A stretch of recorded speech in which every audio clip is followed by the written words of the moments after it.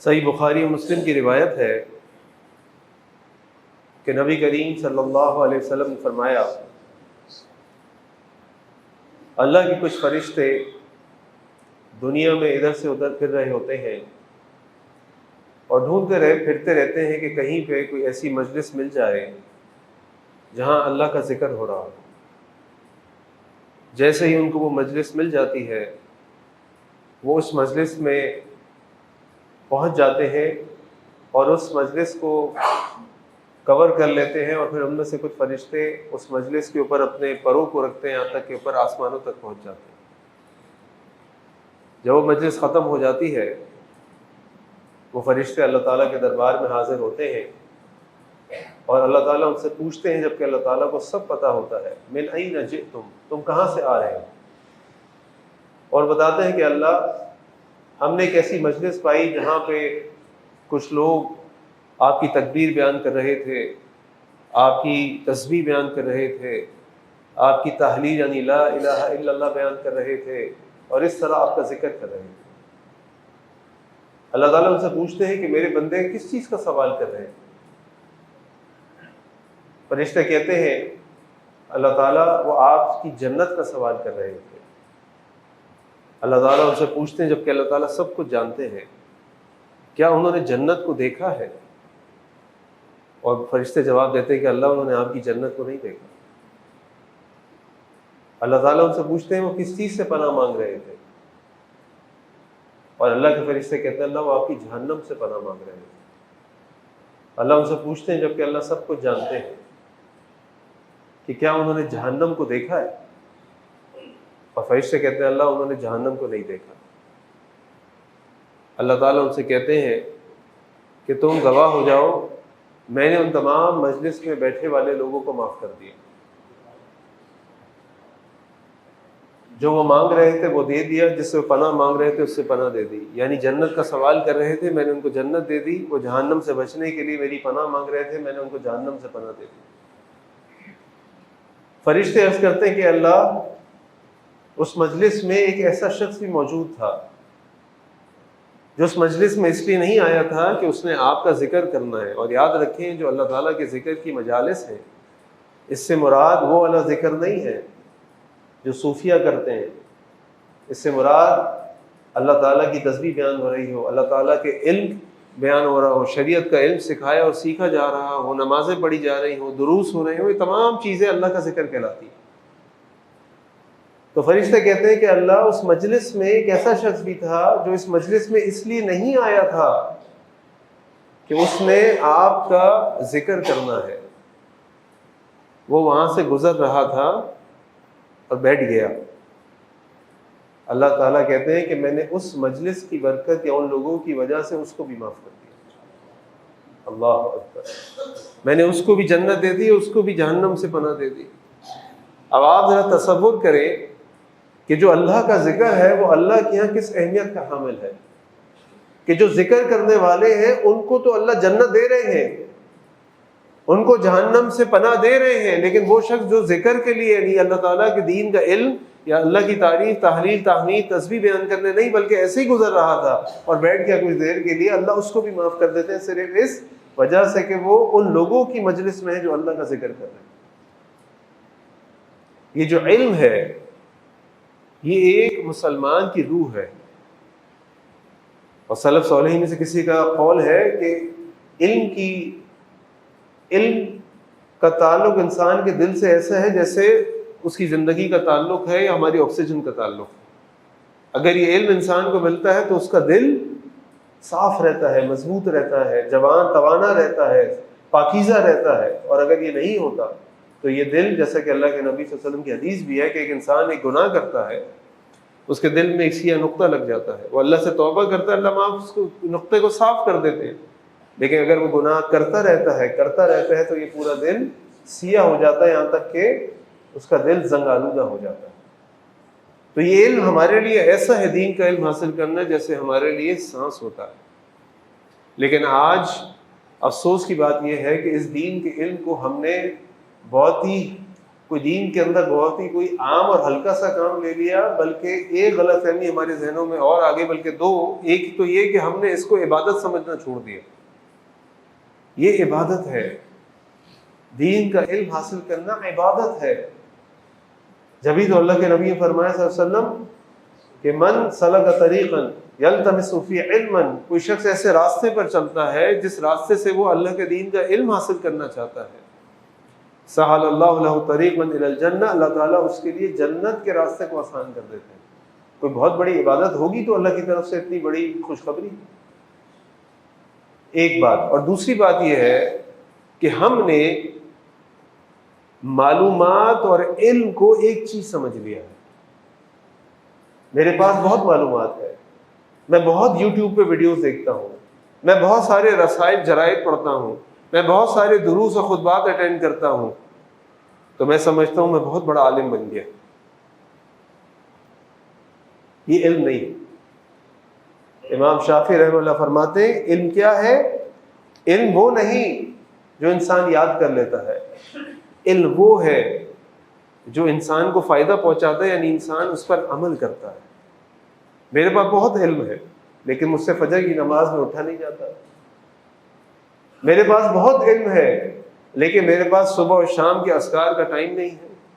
میرے پاس بہت علم ہے لیکن میری زبان، میرے تعلقات، میرے معاملات بالکل ایسا لگتا ہے کہ جیسے میں نے جہنم میں جانے کی پوری تیاری کی ہوئی. یہ علم نہیں ہے، یہ معلومات ہے. آپ کے پاس یا میرے پاس بہت ساری معلومات ہو سکتی ہے، خزانہ ہو سکتا ہے معلومات. اور آج تو معلومات کا ایکسپلوژن ہے، یعنی ایٹم بم بھی کیا تباہی پلائے گا جو آج ہمارے پاس معلومات کے atom bomb, nuclear bomb, hydrogen bums ہیں. آپ ایک ایپلیکیشن ڈاؤن لوڈ کریں، آپ کو لاکھوں کتابیں آپ کے موبائل پہ موجود ہیں. آپ ایک لفظ لکھیں، ان ساری کتابوں میں سے وہ نکال کے بتا دے گا اس لفظ کو کس نے کہاں، کس کتاب میں، کس پیرائے میں کس طرح لکھا ہوا ہے. خزانہ ہے آپ کے پاس، لامحدود خزانہ ہے.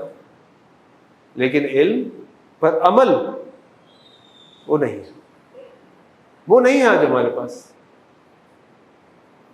تو جب تک اس معلومات پر عمل نہیں ہوگا وہ علم نہیں، وہ معلومات ہے. تو یہ دو غلط فہمیاں ہمیں دور کرنی ہے. نمبر ایک کہ یہ علم عبادت ہے اور بہت عظیم عبادت ہے. ایک تو میں نے آپ کے سامنے اس علم کی فضیلت رکھی، فائدہ رکھا کہ جو اس علم کو حاصل کرنے کے لیے کسی راستے پر نکلتا ہے اللہ تعالیٰ اس کی جنت کے راستوں کو آسان کر دیتے ہیں. دوسرا، اللہ کے نبی صلی اللہ علیہ وسلم نے فرمایا اگر کوئی شخص علم حاصل کرتا ہے کہ اللہ اس کو توفیق دے دیتے ہیں کہ وہ علم حاصل کر لے، تو اس کا معنی یہ ہے کہ اللہ اس سے محبت کرتے ہیں. اور ہم میں سے کون ایسا ہے جو اس بات کا متلاشی نہ ہو کہ اللہ اس سے محبت کرے؟ کیونکہ اللہ کی محبت اور رحمت کے بغیر ہماری نجات ممکن نہیں ہے. اور اس کا بہترین اور آسان طریقہ ہے کہ ہم علم حاصل کریں. مَن یرد اللہ بہ خیرا یفقہہ فی الدین، اللہ تعالیٰ جس کے ساتھ خیر کا ارادہ فرماتے ہیں اللہ اس کو اپنے دین کی سمجھ دے دیتے ہیں.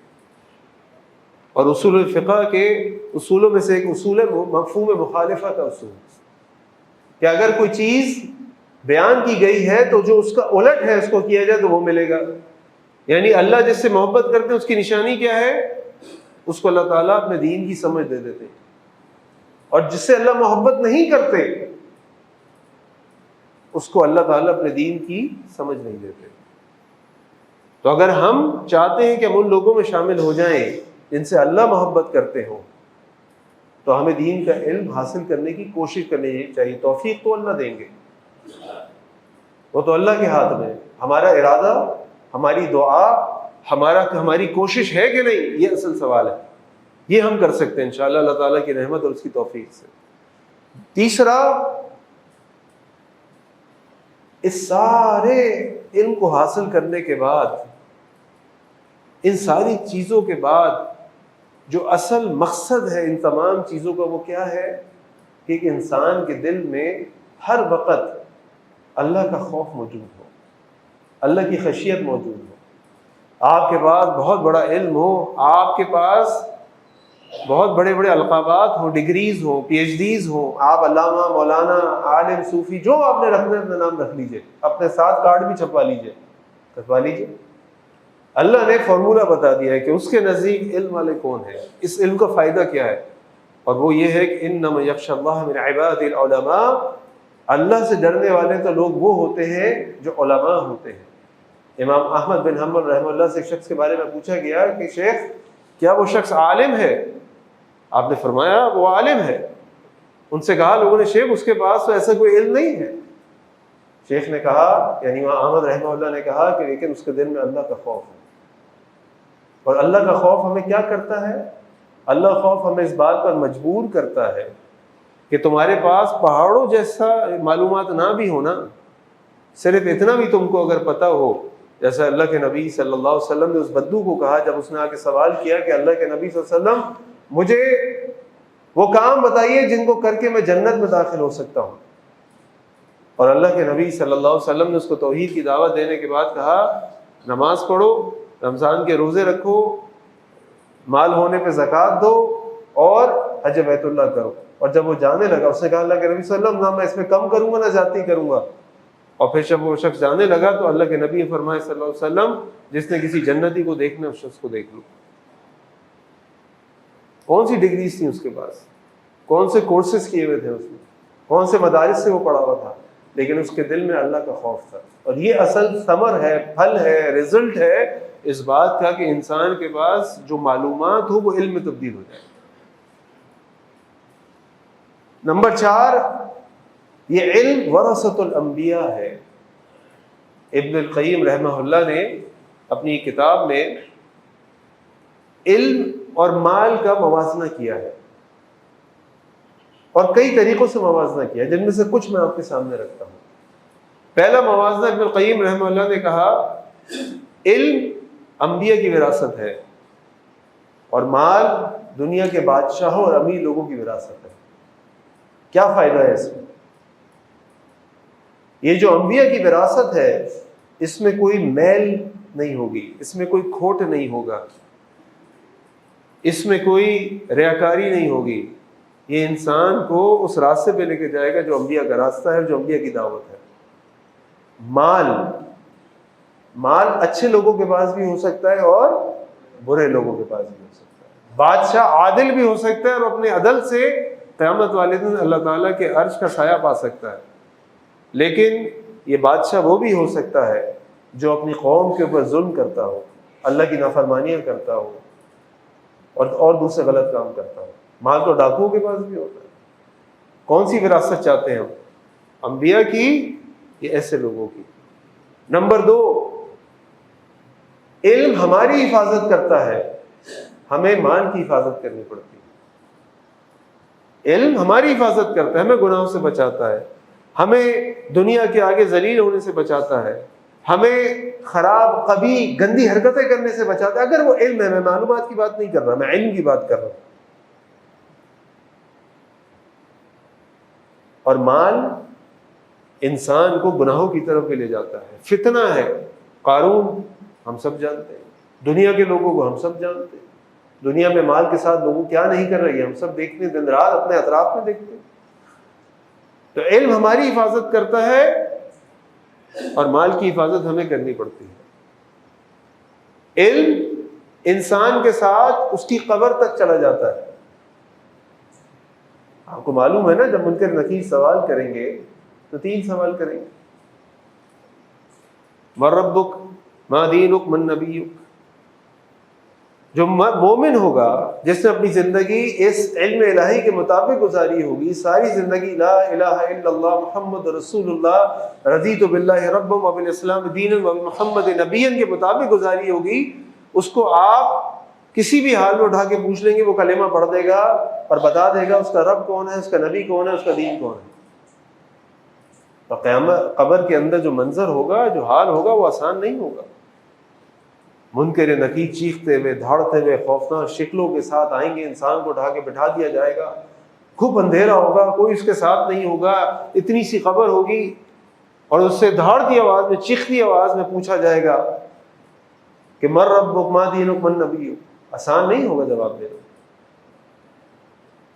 اس کا تصور آپ یہ کر لیں، اللہ نہ کرے کبھی کسی کے ساتھ کوئی شدید قسم کا حادثہ ہو، گاڑی کا ایکسیڈنٹ ہو گیا ہو، مرتے مرتے بچ گیا ہو، ایک دم ڈاکو نے آ کے لوٹ لیا ہو، کہیں سے وہ گر گیا ہو، تو سب سے پہلے اس کی زبان پہ کون سے کلمات آتے ہیں؟ اگر وہ گانے سننے والا ہے تو گانے نکلتے، کلمہ نہیں پڑھا جاتا ہے تو کرسی نہیں پڑھی جاتی اس سے۔ اگر وہ گالی دینے والا ہے تو گالیاں نکلتی ہیں، دعائیں نہیں نکلتی۔ سب سے پہلے اس کے منہ سے ماں بہن کی گالی نکلتی ہے جب اس کو کوئی تکلیف مصیبت پریشانی آتی ہے، جھٹکا لگتا ہے۔ اور ایک مومن ہوتا ہے تو اس کے منہ سب سے پہلے انا للہ و انا الیہ راجعون، انا للہ و انا الیہ راجعون نکلتا ہے۔ کیوں؟ کیونکہ وہ علم اس کے اندر ہے۔ اور یہ مال کتنا ہی آپ کے پاس ہو جائے، آپ کے کتنے بینک اکاؤنٹ ہو جائے، آپ کتنے پلاٹ خرید لیں، کتنی دکانیں بنا لیں، کتنی فیکٹریاں رکھ لیں، ان میں سے کچھ آپ کے ساتھ نہیں جائے گا، کچھ آپ کے ساتھ نہیں جائے گا۔ یہ علم ہے جو انسان کی حفاظت کرتا ہے، جو انبیاء کی وراثت ہے، جو دینے سے بڑھتا ہے، مال دینے سے گھٹتا ہے اللہ یہ کہ آپ اللہ کے راستے میں صدقہ کرتے ہیں۔ اس پہ اللہ کا وعدہ ہے کہ ما نقص صدقۃ من مال، صدقہ تمہارے مال میں کوئی کمی نہیں کرتا۔ اس علم کی اہمیت کو سمجھو۔ موسیٰ علیہ السلام کتنے بڑے رسول ہیں، رسول بنی اسرائیل ہے، کلیم اللہ ہے، اولو العزم رسولوں میں سے ہے۔ اللہ نے ان کو معجزے دیے ہوئے ہیں، ید بیضا، عصا موسیٰ، اپنی قوم کو دریا کراس کرا کے آگے معجزانہ طور پہ کہ اللہ نے حکم دیا کہ اپنے عصا کو مارو زمین پہ، اللہ تعالیٰ نے خشکی پیدا کر دی، دونوں طرف پانی کی بڑی بڑی لہروں کو روک دیا، اور جب فرعون آیا اپنی فوج کے ساتھ اللہ نے ڈبو دیا۔ یہ سب معجزہ وہ دیکھ چکے، ایکسپیرینس کر چکے۔ اب جناب ایک دن اپنی قوم کو خطبہ دے رہے ہیں، اور کسی نے قوم میں سے پوچھا موسیٰ ای اعلم منک، کہ دنیا میں کوئی شخص ہے جس کے پاس آپ سے زیادہ علم ہو؟ بڑا سوال ہے، لیکن سامنے کون ہے؟ سامنے موسیٰ علیہ السلام ہے۔ موسیٰ علیہ السلام نے کہا کہ سب سے زیادہ علم میرے پاس ہے۔ کوئی چھوٹی بات ہے کلیم اللہ ہونا، کوئی چھوٹی بات ہے اللہ کا رسول ہونا، کوئی چھوٹی بات ہے بنو اسرائیل جیسی قوم کا رسول ہونا، ان کو بچا کر لے آنے والا فرعون کی چنگل سے، اور اپنے سامنے فرعون کو اللہ کے حکم سے ڈوبتے ہوئے دیکھنا، وہ جادوگروں کو اللہ کے آگے جھکتے ہوئے دیکھنا، یہ موسیٰ کے ذریعے اللہ نے کروایا نا۔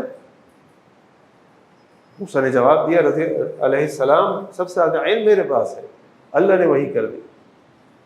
نہیں موسیٰ، اس دنیا میں ایک اور شخص ہے جس کے پاس تم سے زیادہ علم ہے۔ اب موسیٰ کے پاس دو آپشنز تھے۔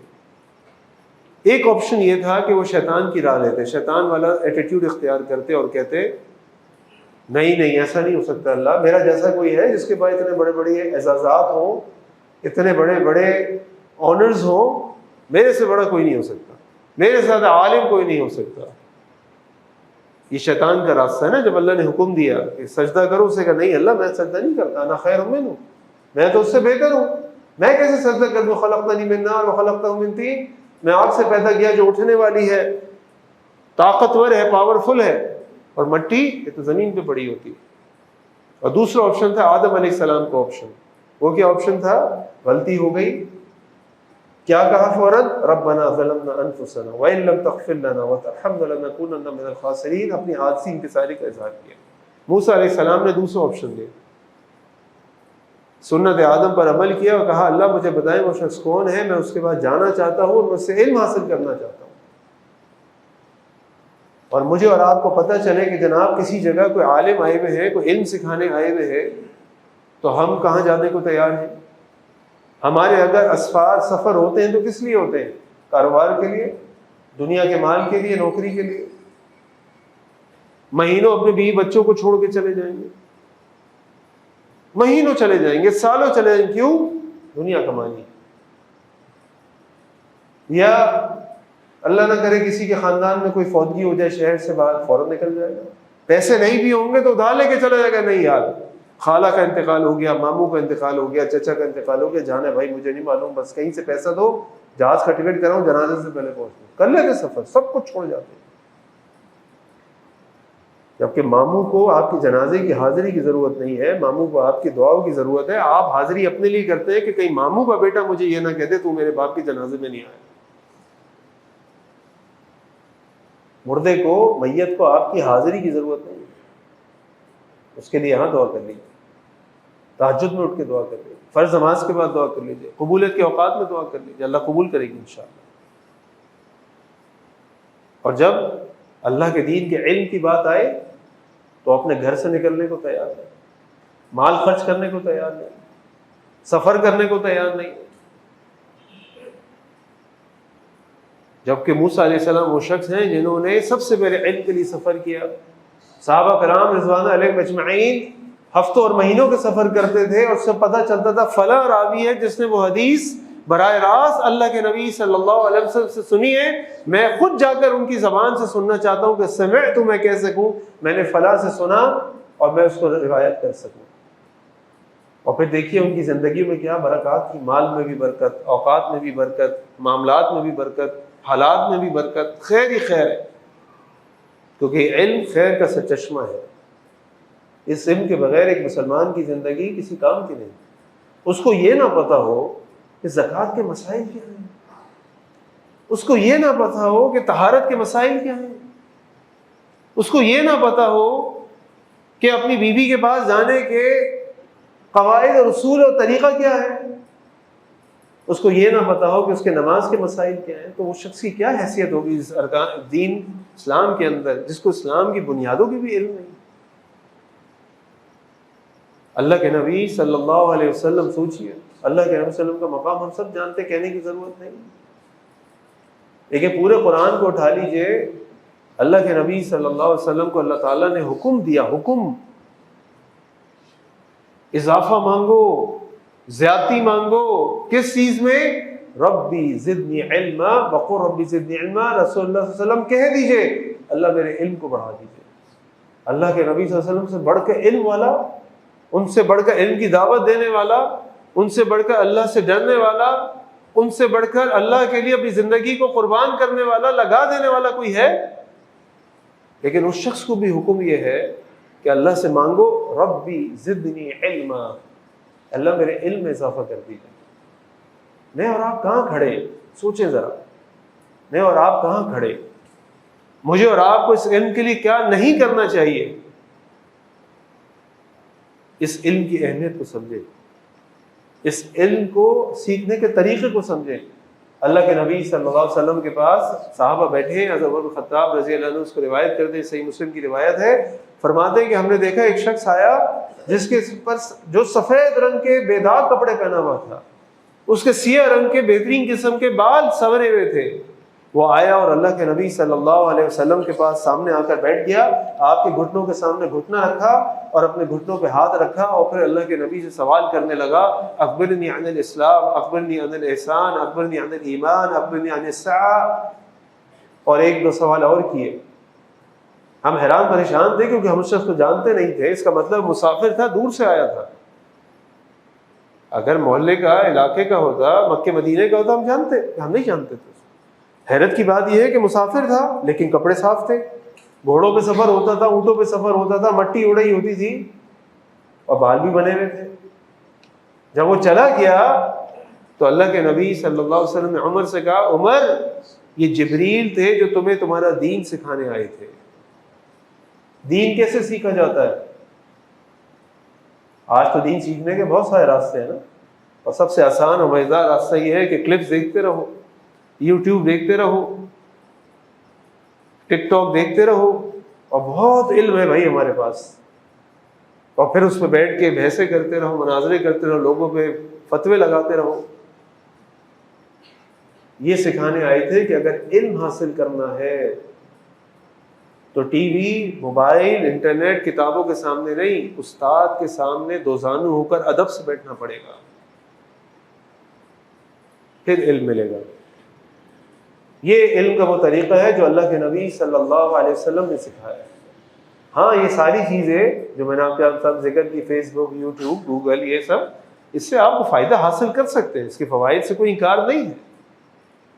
لیکن استاد کے سامنے دو زانو ہو کر بیٹھ کر اس علم کو حاصل کرنا اصل علم حاصل کرنے کا طریقہ ہے۔ جو برکات، جو فوائد اس کے ہیں وہ کسی اور طریقے کے نہیں۔ تو اللہ سے دعا کریں کہ اللہ ہمیں علم حاصل کرنے کی توفیق عطا فرمائے۔ اللہ سے دعا کریں کہ اللہ ہمیں ہمت دے، طاقت دے کہ ہم دین کا علم حاصل کریں، اس دین کے علم پر عمل کرنے والے بن جائیں۔ وآخر دعوانا ان الحمد للہ رب العالمین۔ الحمد للہ رب العالمین والصلاة والسلام علی سید الانبیاء المرسلین۔ حضرت عمر بن خطاب رضی اللہ عنہ اپنے دور خلافت میں ایک دن مدینہ کے ایک مکان کے اندر بیٹھے ہوئے تھے، ان کے ساتھ ان کے اصحاب بھی بیٹھے ہوئے تھے۔ آپ نے اصحاب سے کہا، یعنی اپنے ساتھیوں سے کہا، تمناؤ، کوئی تمنا کرو۔ ساتھیوں میں سے ایک نے کہا کہ میری تمنا یہ ہے کہ یہ مکان جس کے اندر ہم بیٹھے ہیں یہ سونے سے بھر جائے اور سارے سونے کو میں اللہ کے راستے میں خرچ کر دوں۔ آپ نے دوبارہ فرمایا تمناؤ، کوئی خواہش کرو۔ پھر ایک شخص نے خواہش کی کہ میری خواہش ہے یہ مکان سونے سے، قیمتی پتھروں سے، اس طرح کی چیزوں سے بھر جائے اور میں اس کو اللہ کے راستے میں خرچ کر دوں۔ آپ نے پھر فرمایا تمناؤ، اور صحابہ ان کے ساتھیوں نے کہا ماں ندری ہے امیر المومنین، ہمیں نہیں معلوم کہ ہم کیا تمنا کریں، آپ تمنا کریں۔ اور عمر بن خطاب رضی اللہ عنہ نے تمنا کی کہ میری تمنا یہ ہے کہ یہ کمرہ ابو عبیدہ بن جراح، معاذ بن جبل، حذیفہ بن یمان اور سالم مولا بن حذیفہ جیسے لوگوں سے بھر جائے اور میں ان لوگوں کو اللہ کے راستے میں دنیا کی طرف بھیج دوں۔ وہ جانتے تھے کہ کسی بھی قوم کی ترقی کے لیے، کسی بھی مشن کی تکمیل کے لیے، کسی بھی قسم کی کامیابی کے لیے وسائل کی اصل اہمیت نہیں ہے، اصل اہمیت ایسی لیڈرشپ کی ہے جو ان وسائل کو استعمال کر سکے۔ کتنی بڑی بڑی ڈگریز موجود تھیں ان صحابہ کے پاس، کون سی جامعات سے، کون سی یونیورسٹیز سے، کون سی جگہوں سے انہوں نے پڑھا ہوا تھا، لیکن آج بھی ان کے نقش قدم پر دنیا چلتی ہے، کیونکہ وہ ایسے رہنما تھے اپنی قوموں کے، وہ ایسے لیڈرز تھے کہ جو اللہ کے قانون، اللہ کی شریعت کے مطابق فیصلے کرتے، اللہ تعالیٰ ان کے فیصلوں میں برکت ڈالتے اور امت مسلمہ اپنے عروج کو دیکھ رہی ہوتی۔ آج نہ ہمارے پاس علم ہے نہ ہمارے پاس لیڈرز ہیں۔ اچھا لیڈرز تو ہیں، آپ کو دنیا کے بہترین ڈاکٹروں میں پاکستانی مل جائیں گے، آپ کو بہترین انجینئر سے پاکستانی مل جائیں گے، آپ کو بہترین رفائی کام کرنے والوں میں پاکستانی مل جائیں گے یا مسلمان مل جائیں گے، یوں کہہ لیجئے۔ لیکن مسئلہ یہ ہے جو آپ اور میں دونوں اس بات کی گواہ ہیں کہ امت مسلمہ کی سطح پر بھی اور اپنے ملک پاکستان کی سطح پر بھی ہمارا سب سے بڑا مسئلہ اچھی قیادت کا ہے۔ وہ لیڈرشپ جس کے دل میں اللہ کا خوف ہو، وہ لیڈرشپ جو کوئی فیصلہ کرتے وقت یہ سوچے کہ میرے اللہ اور میرے رسول نے اس بارے میں کیا کہا ہے صلی اللہ علیہ وسلم، اور اس کو یہ کوئی بھی فیصلہ کرتے وقت یہ فکر ہو کہ اللہ کے سامنے قیامت والے دن کھڑے ہو کہ میں کیا جواب دوں گا۔ تو لیڈرز بھی موجود ہیں، علم بھی موجود ہے، لیکن ایسے لیڈرز موجود نہیں ہیں جن کے پاس وہ اللہ کے دین کا علم ہو تاکہ جب وہ فیصلے کریں، کوئی اقدامات اٹھائیں تو اس کے مطابق اٹھائیں۔ لیکن یاد رکھیں کہ یہ لیڈرشپ کی ذمہ داری کچھ خاص لوگوں کے لیے نہیں ہے۔ علماء بننے کی ذمہ داری تو کچھ خاص لوگوں کی ہے کہ وہ اپنے آپ کو اپنے دین کے لیے وقف کر لیں اور اللہ کے دین کا علم حاصل کریں، لوگوں کو دین کو پہنچائیں۔ یہ لیڈرشپ کی ذمہ داری ہم سب کی ہے، ہم سب لیڈرز ہیں، اور اس کی دلیل قرآن کریم کے اندر موجود ہے، کنتم خیر امۃ اخرجت للناس تأمرون بالمعروف وتنہون عن المنکر، تم بہترین امت ہو، تم لوگوں کے لیے نکالے گئے ہو، کیوں؟ تم لوگوں کو اچھائیوں کا حکم دو گے اور برائیوں سے روکو گے۔ اگر آج میرے پاس امت مسلمہ کی لیڈرشپ نہیں ہے تو میرے پاس اپنے گھر کی تو ہے، اپنے بیوی بچوں کی تو ہے، اور اگر اس کی بھی نہیں ہے تو اپنے اس 6 فٹ کے جسم کی تو ہے۔ ہم سب لیڈرز ہیں، لیکن وہ امت مسلمہ ہو، وہ پاکستان ہو، وہ کراچی ہو، وہ میرا گھر ہو یا میں ہوں، وہ لیڈرشپ کبھی صحیح ہو ہی نہیں سکتی اگر اس کے پاس اللہ کے دین کا علم نہ ہو۔ کسی بھی لیول پہ کھڑا ہوگا، کسی بھی سطح پہ کھڑا ہوگا، جاہلیت سے بھرپور فیصلے کرے گا اگر اس کے بعد دین کا علم ہو۔ اس دین کو ہمیں حاصل کرنا ہم سب کی ذمہ داری ہے۔ الحمدللہ رمضان مبارک کے بعد مختلف مقامات کے اوپر، مختلف جگہوں کے اوپر اسلامی کورسز سٹارٹ ہو چکے ہیں، 1 سال 2 سال 6 مہینے 2 مہینے، دن میں شام میں رات میں، ہر جگہ ہر وقت موجود ہے۔ کوئی آپ یہ نہیں کہہ سکتے میں کہاں جاؤں۔ اگر آپ اپنے کام پر 10 کلومیٹر آگے جا سکتے ہیں، آپ دنیا کمانے کے لیے جہاز کا سفر کر سکتے ہیں، آپ رشتہ داروں سے ملنے کے لیے ٹکٹ خرچ کر سکتے ہیں، تو کیا دن میں 1 گھنٹہ نہیں نکال سکتے؟ اس کام کو جو اللہ کے نبی کو اللہ نے حکم دیا صلی اللہ علیہ وسلم کہ تم اللہ سے دعا کرو ربی زدنی علما، اس کے لیے میرے پاس ٹائم نہیں۔ آج جو امت مسلمہ کی حالت ہے اس کا درد ہم کہتے تو ہیں، فلسطین، سیریا، چائنا، بنگلہ دیش، برما، شری لنکا، ارے بھائی کچھ کرو، کرو گے تو کچھ ہوگا، بیٹھے بیٹھے کچھ نہیں ہوگا، باتوں سے نعروں سے کچھ نہیں ہوگا۔ اصل ہوگا جب ہمارے اندر کچھ مادہ ہوگا، کچھ علم ہوگا، کچھ سبسٹنس ہوگا، ہم پیپل آف سبسٹنس بنیں گے جب کچھ ہوگا، اس کی تیاری کریں۔ الحمدللہ جس ادارے سے میں منسلک ہوں، اذان انسٹیٹیوٹ، اس کا بھی بادرآباد میں عالمگیر مسجد کے برابر بات علوم الاسلامیہ میں ایک کورس شروع ہو رہا ہے جس کا نام ہے المفتاح، اور مفتاح کہتے ہیں چابی کو، دینی علوم کی چابی۔ اور اس کورس میں جو ہم نے بنایا ہے وہ ہے ڈپلومہ ان اسلامک لیڈرشپ، تاکہ ہم ایسے لیڈرز پیدا کریں کہ جو مختلف اداروں کو، مختلف جامعات کو، دنیا کے ہر شعبے میں مسلمانوں کو لیڈ کریں۔ ان کے بعد دین کی بنیادی تعلیم بھی ہو، ان کے پاس بنیادی ارکان اسلام کی تعلیم بھی ہو، لیکن ان کے ساتھ ان کے پاس لیڈرشپ سکلز بھی ہوں، وہ لوگوں کے ساتھ مل کے کام کرنا بھی جانتے ہوں، وہ لوگوں کو اپنے آپ کو بھی ڈسپلن کے اندر لانا جانتے ہیں، ان کا ایک ویژن ہو، ایک خواب ہو جس کے لیے وہ اپنی زندگی کو، اپنے اوقات کو بروئے کار لے کر آئیں۔